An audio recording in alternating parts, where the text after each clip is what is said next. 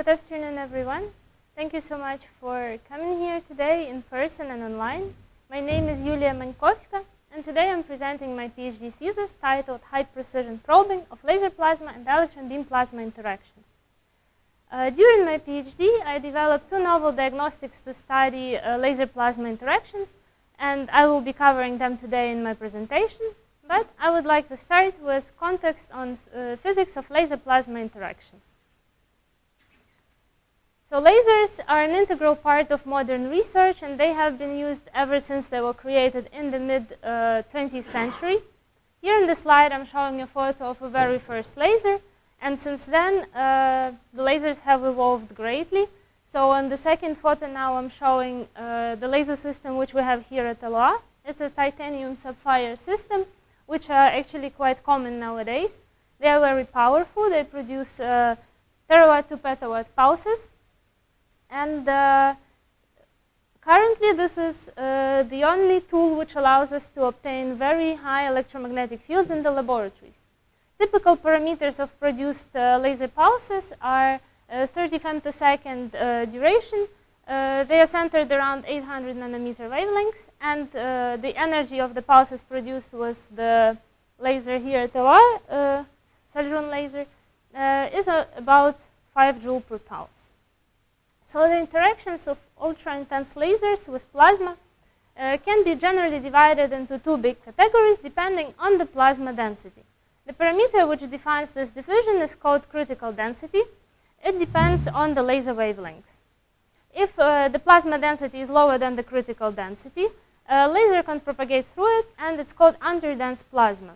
In the interactions of underdense plasmas with lasers, there is a very important process which is very intensely studied nowadays, and this is laser wake-field acceleration, or LWFA. If the plasma density is higher than the critical density, it is called overdense plasma. Generally, such plasma would be opaque for the laser, and the interaction of laser with such plasma is usually referred to as laser-solid interaction. So in my presentation, or for my studies, both of these processes are very important.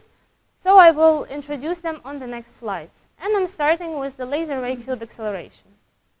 When a laser pulse propagates through underdense plasma, it pushes the electrons with ponderomotive force.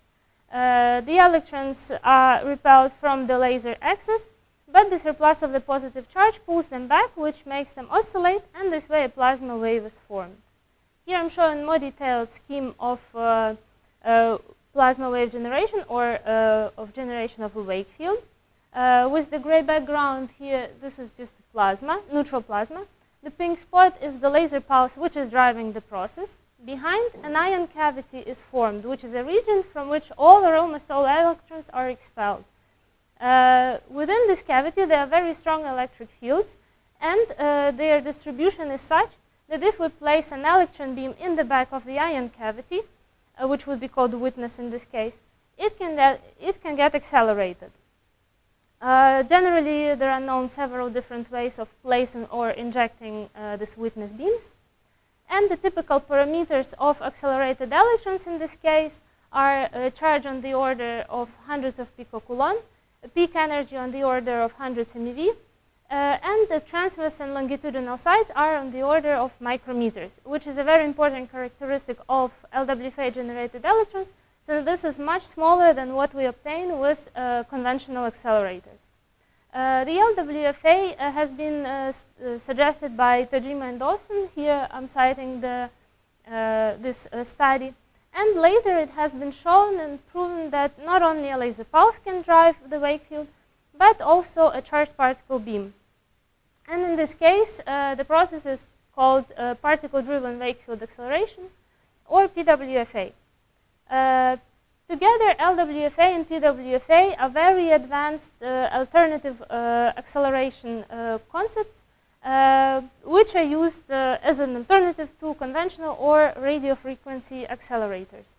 The main difference between them is that the acceleration gradients in conventional accelerators are in the order of tens MeV per meter, while in plasma wake-field accelerators, they can go as high as 100 GeV per meter, which also makes the plasma wake-field accelerators much, much smaller.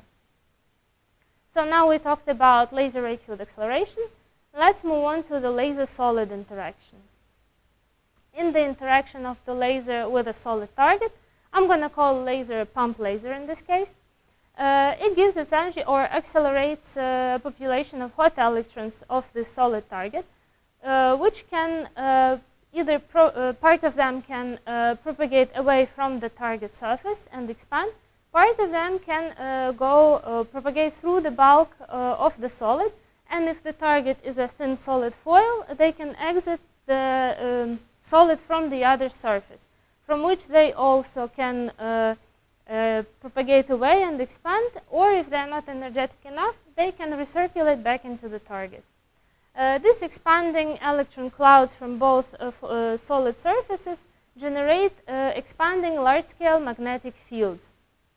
What is also interesting to look at is the internal dynamics of the electrons as they propagate through the solid. They can, as they propagate, they can break into filaments and generate small-scale magnetic fields.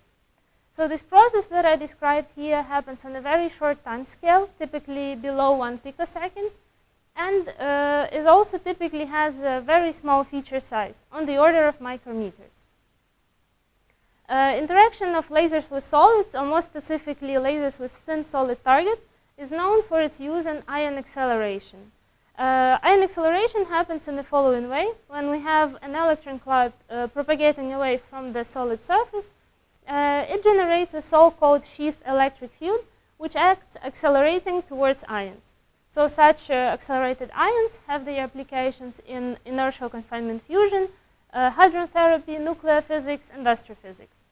Another interesting and important feature of laser-solid interaction is the presence of very strong spontaneous magnetic fields. In fact, these fields are so strong that they can make laser-solid interaction a laboratory-sized model of some astrophysical processes. These spontaneous magnetic fields are usually attributed to the presence of current filamentation instability. Generally, current filamentation instability happens when a charged particle beam propagates through plasma. It receives transverse modulation, breaks into filaments, and generates small-scale magnetic fields. So this can happen as when the electrons propagate through the bulk of the solid. So we see now that the plasma wave field acceleration and the laser-solid interaction are quite complex processes, but they are important to have them well studied. And during my thesis, I developed two diagnostics, or two methods to study these processes. So let's start with the first one. And this is probing laser-solid interaction with LWFA-generated electron beams. Here I'm going to explain you what are the different ways to probe laser-solid interaction. Then I will share the experimental results and related numerical modeling. Generally, the probing methods for laser-solid interaction can be divided into two big wide categories of optical probing and probing with charged particle beams. In the optical probing, typically the probe cannot propagate through the solid, so it is usually applied to study the surface phenomena, like done in the study that I'm showing now on the slide. If we're talking about probing with charged particle beams, we don't have anymore the problem of that the target is opaque. And for example, in the study that I'm showing now on the right, a proton beam has been used to obtain such images of the solid target. Here we can see not only the surface phenomenon, but also some dynamics which is happening within the solid. However, from such images, it's good, of course, that we can see the internal process, but we cannot extract the exact values of fields that are generated in the laser-solid interaction. So in our case, if we want to develop a probe to study laser-solid interaction, the desirable requirements would be ability to propagate through the solid, sensitivity to the magnetic fields, and ability to probe very strong magnetic fields, and small transverse and longitudinal size, to ability to measure the fields locally to get the values of the fields.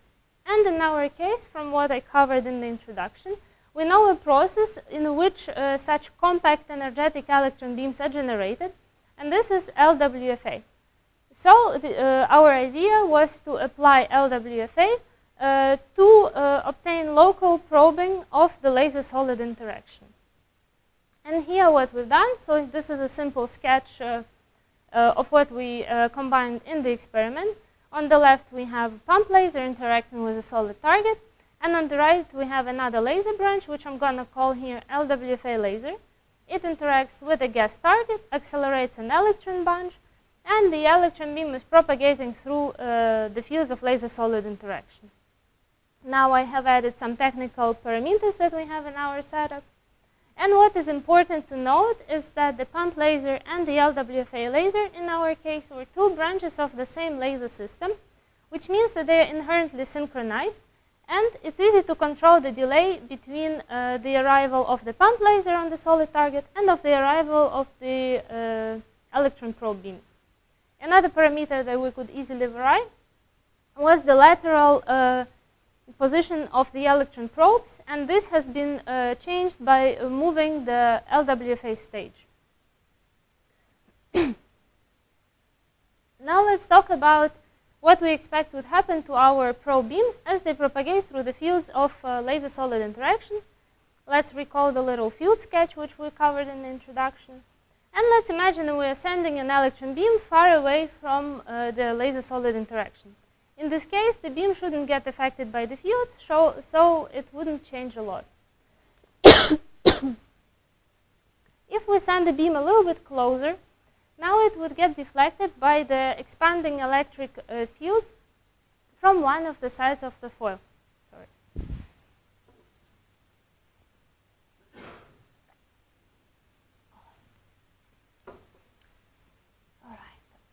Since these fields are large scale, they would deflect the whole beam. Now if we move the electron beam even closer to where the pump laser hits the solid target, now both sides, like both expanding large scale fields, would affect the beam, and its deflection would change. If we send now the electron beam through the position of the perfect overlap, which is the position where the pump laser hits the solid target, and this is where we expect the small-scale fields to appear, we expect our beam to have a significant increase in divergence because of the size of the fields. They would deflect the different parts of the beam in different directions, and so the divergence would increase.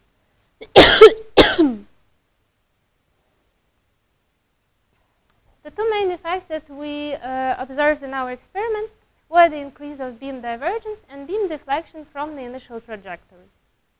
And here are the collected experimental maps. So on the left we have divergence, and on the right is deflection.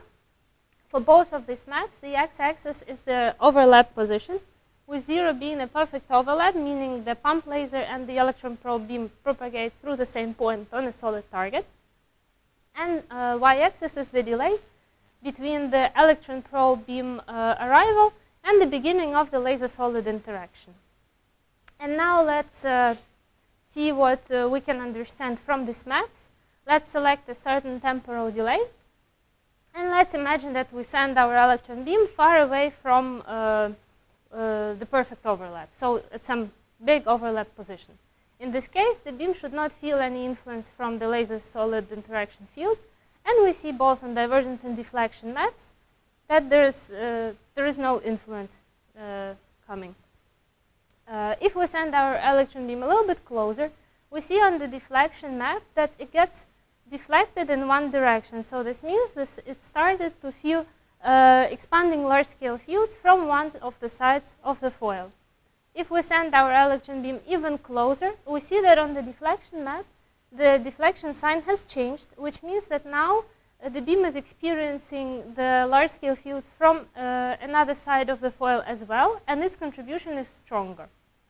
If we send the beam through the position of the perfect overlap, we see that its divergence is greatly increased, and this could be a signal, this could signify the presence of small-scale fields. Another observation which we can make from the deflection map is the presence of local, long-lasting large-scale fields, and however, at the moment we don't have an explanation for them yet. So let's summarize our observations. We expected expanding large-scale fields and filamentation-related small-scale fields. We can already say that from the deflection map, we observed the presence of expanding large-scale fields. And what we can also say is that the small-scale fields can contribute only to the beam divergence due to their size. However, what we cannot say for sure is whether at the very early temporal delay, our expanding large-scale fields are still so small that they may contribute as well to the beam divergence. So to try to define this contribution, we perform numerical analysis. In this analysis, we generate a two-dimensional Gaussian electron beam, and we propagate it to a solid target, where we apply a two-dimensional large-scale fields. These fields are numerically estimated. And afterwards, the beam is propagated to the diagnostic area where the deflection lineout is measured. The deflection lineout is the data which we is the type of data which we measured in the experiment. So it was done like this. So at the deflection map, if you select a certain temporal delay, then for each overlap position, you have a value of deflection. So this is what I call a deflection lineout. And this way, we can compare the simulated data to the experimental one. Now, the goal of the analysis was try to find such a two-dimensional distribution of large-scale fields on the foil, on the target, that would reproduce the experimentally measured deflection. And then we would use this field to try to calculate more precisely their contribution to the beam divergence. So this is what we did. For now, on the slide, I'm showing only the experimental maps. And in our analysis, we considered, since we didn't know precisely the size of the probe beam, we considered three different beam sizes. The first one was 1 micrometers RMS at the exit of the gas jet.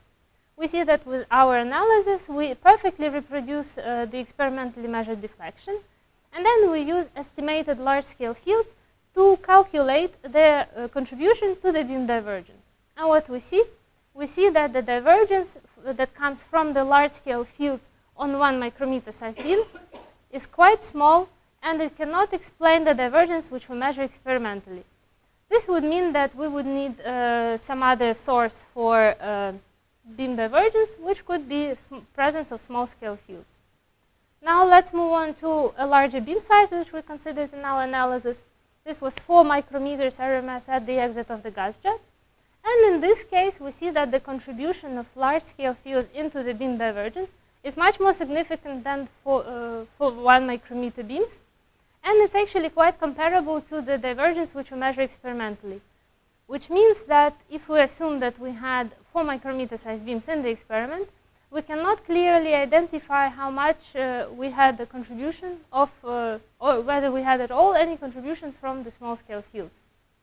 Now, if we go even to a larger beam size, 6 micrometers RMS at the exit of the gas jet, we have that their divergence is very much influenced by the large-scale fields at the beginning of interaction, and it's actually even higher than the one that we measured in the experiment. This means that we probably did not have such big beams in our experiment. The estimated large-scale fields on the solid target can be used to calculate also the integrated magnetic fields generated in the laser-solid interaction, which was done in the following way. So we have this formula for which we input the value of deflection, and we obtain the integrated magnetic field. And this is the resulting map. So we see that if we assume that our beam interacts with the fields during, for example, 10 micrometers, it gets influenced by fields on the order of kilotesla. And this is consistent with the previous studies on laser-solid interaction.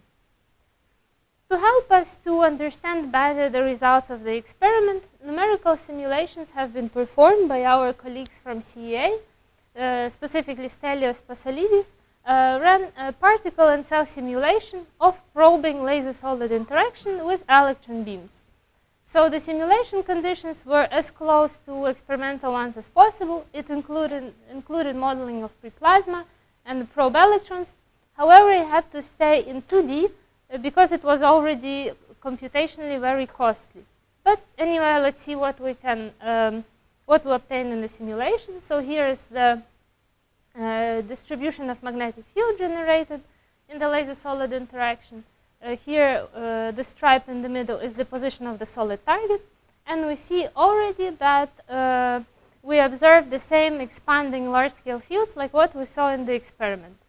Now, if we zoom in to the position of the perfect overlap, the first thing which we see very clearly is very strong magnetic fields here on the surface. And this is actually consistent with the deflection map which we obtained in the experiment, where we have localized, long-lasting, large-scale fields at the position of the perfect overlap. And the simulation tells us that they are coming from circulating electron currents on the surface of the solid target, and they tend to be long-lasting. Another thing which we see at the perfect overlap is the presence of small-scale fields.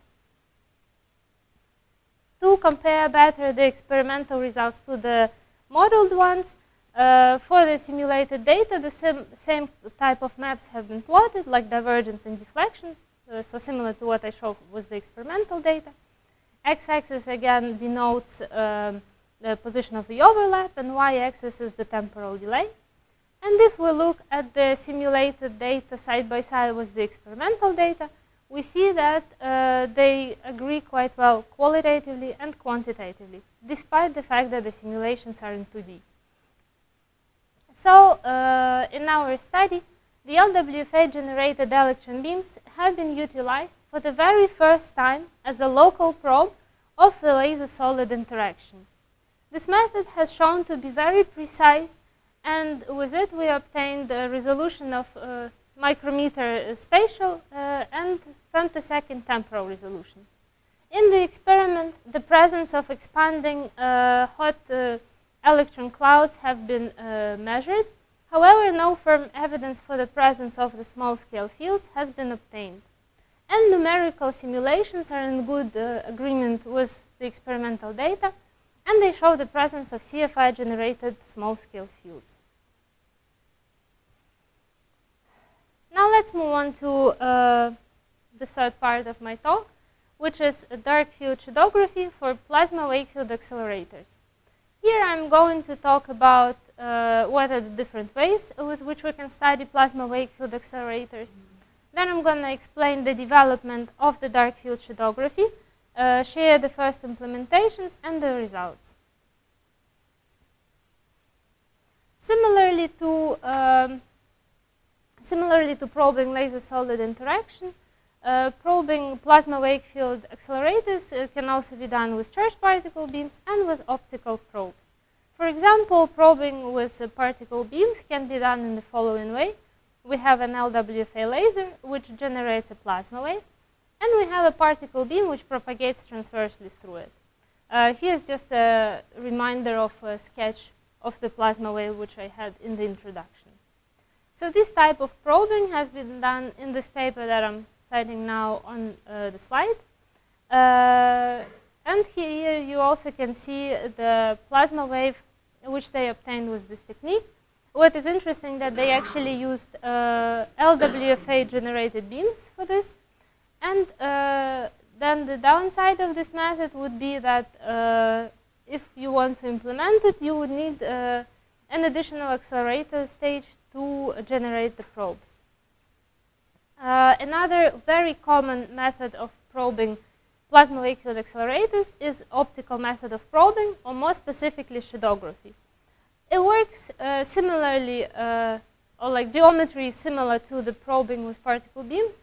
Again, we have a plasma wave generated, and we have a probe laser which propagates transversely through the plasma wave. In this case, the probe laser works like a flashlight in the photography. So if you want to take a photo of a moving object, you know that if you have long exposure, your object will appear blurry, and if you have short exposure, the object will be sharp. So in our case, plasma waves move very fast. They move with the speed of light. So our probe laser has to be very, very short.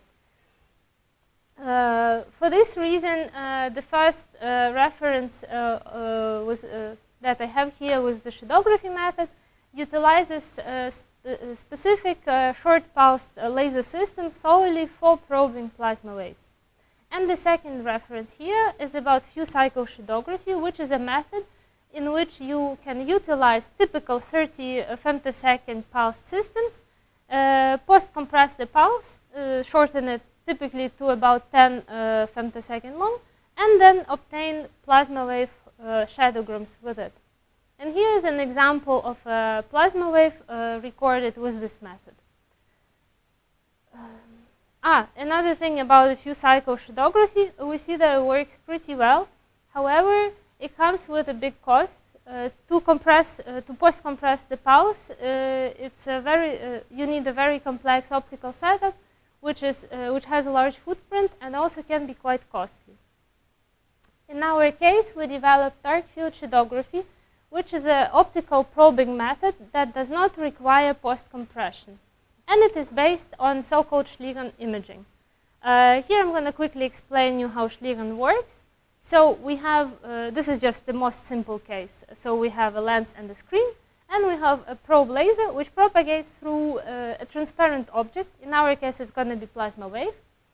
And then the light of the probe laser gets refracted by the plasma wave.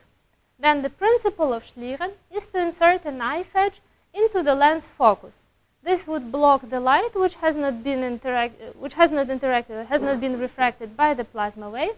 And this way, only the light which has been refracted by the plasma wave ends up on the screen for imaging. This is an example of how Schlieren works. So it's typically used for studying some phenomena in transparent media. For example, here is a video of a, well, it's not a lot of contrast, but here is a video of a gas burner just taken normally, and here is the one which is taken with Schlieren. And indeed, we see that now we access a lot more density perturbations which are not visible otherwise. Technically, the dark field shadography in our setup has been based on normal bright field shadography, in which probe laser is just a branched out 30 femtosecond laser which we normally use in our setup, and it propagates through the plasma wave into our imaging system. Here we have a shadogram of a plasma wave. You probably wouldn't believe me, but here in the middle there is a plasma wave taken with bright field shadography. We see that there is a lot of signal, and it's very difficult for you, it's not possible, to see where is the plasma wave there. Now let's transition to the dark field shadography. For this, we just insert a mask in front of the objective. It would block the light which has not been refracted by the plasma wave. And with this, we greatly reduce the amount of signal in our imaging system and amplify the fluctuations. And now we obtain another picture of the plasma wave in the same condition, just with an inserted mask in the system. Let's now compare side by side bright field and dark field shadography. So here on the left we have experimental results, and on the right we have a simulation which we did. Oh no.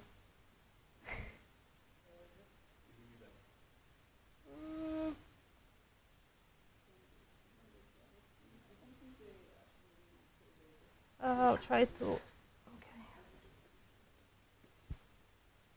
I'll try to plug in, plug out. No, I think it's the box again, probably.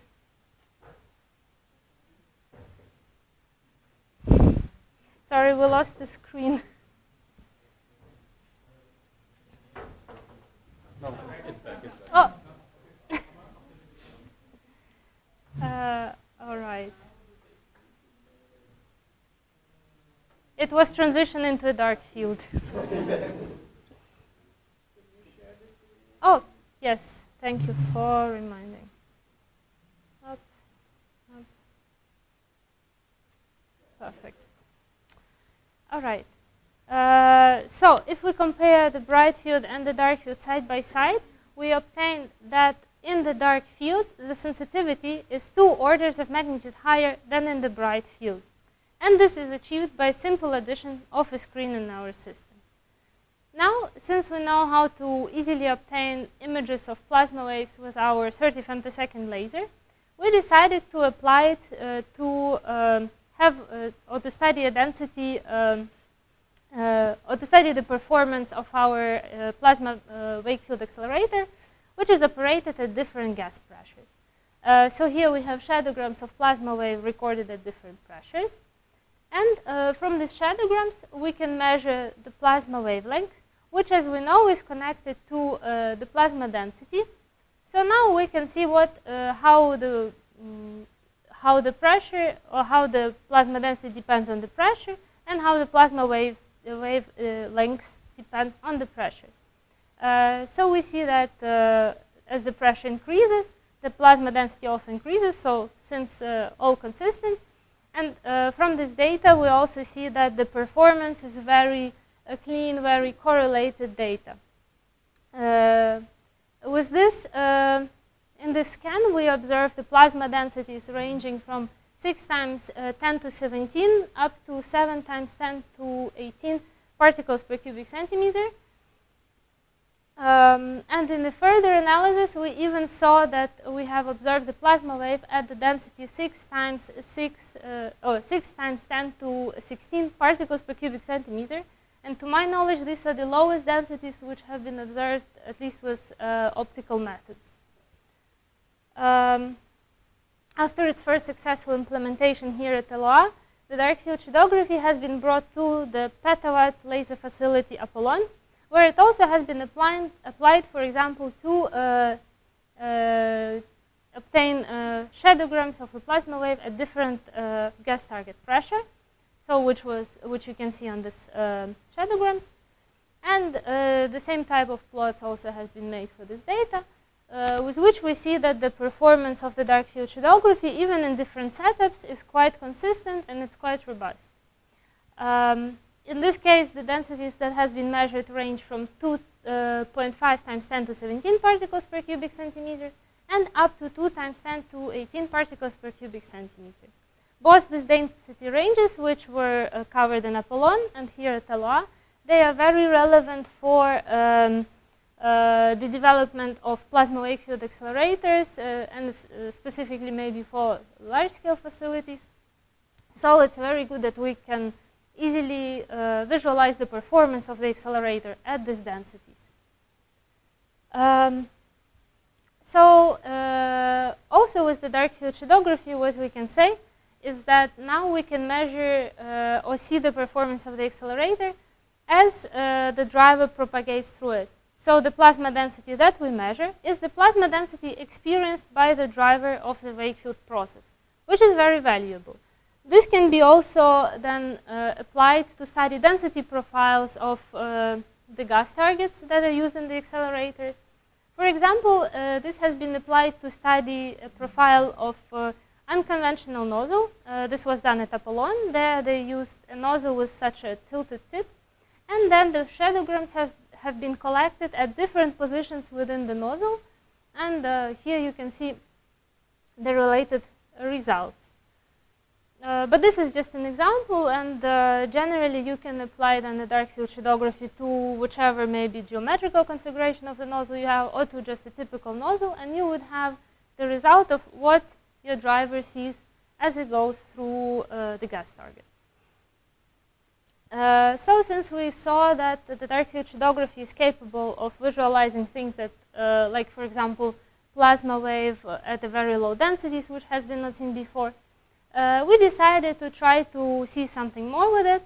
And another phenomena which has been predicted and not yet observed lies in the long-term evolution of the plasma wave. So about 20 years ago, I think it has been predicted that in the evolution of the plasma wave, there will be an ion channel present with an on-axis ion peak.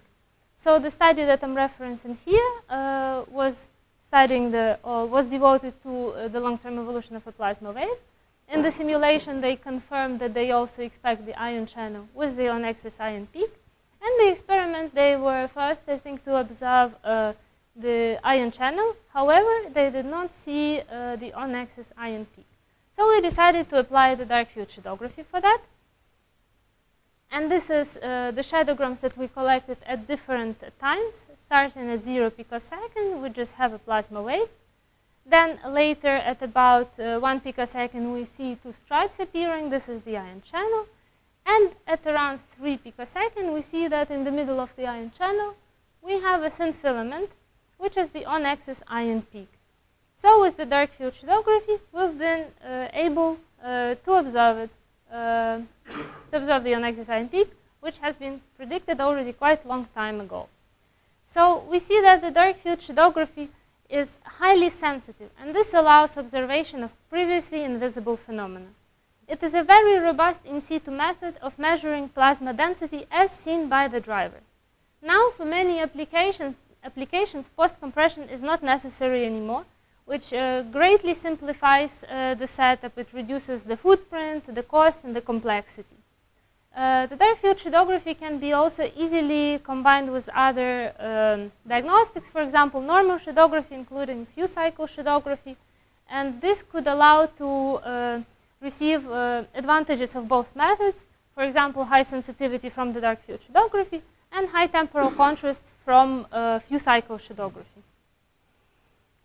Now let's quickly cover what I've been talking about today.